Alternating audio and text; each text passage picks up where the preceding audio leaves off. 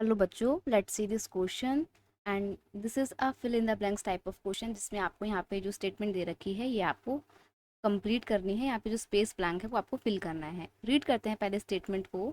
The right to information act was passed in the year dash, यानी कि question में आपको बोला है जो राइट टू इंफॉर्मेशन एक्ट है जिसको हम लोग सिंपली आरटीआई बोलते हैं, ये एक्ट पास किया गया था कौन से सन में, ये आपको बताना है किस ईयर में आरटीआई एक्ट पास किया गया था। देखिए, आरटीआई एक्ट की बात करें तो RTI stand for right to information act and it has been given the status of fundamental right under the article 19(1) of the constitution।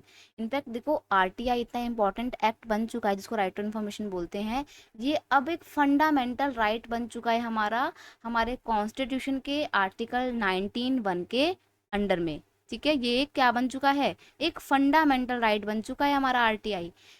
Right to information act के तहत आप गवर्नमेंट के किसी भी पॉलिसीज, प्रोग्राम या सिविलियन राइट्स से related या corruption से रिलेटेड कोई भी जानकारी प्राप्त कर सकते हैं आरटीआई लगा के, लेकिन इसकी भी कुछ लिमिटेशन है। आप सब जगह पे आरटीआई नहीं लगा सकते हो। जैसे गवर्नमेंट के कुछ सीक्रेट, हमारे देश के कुछ सीक्रेट एजेंसी हैं जैसे कि रॉ, आप उनके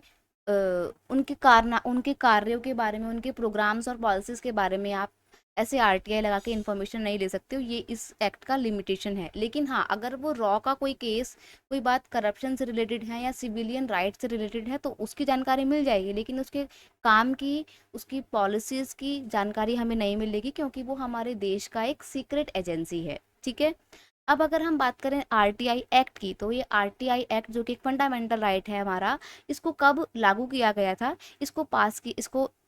इसको पास किया गया था 2005 में, जून 2005 में इस एक्ट को क्या किया गया था, पास किया गया था। तो ये आपको ध्यान रखना है। I hope you understood it well. Best of luck.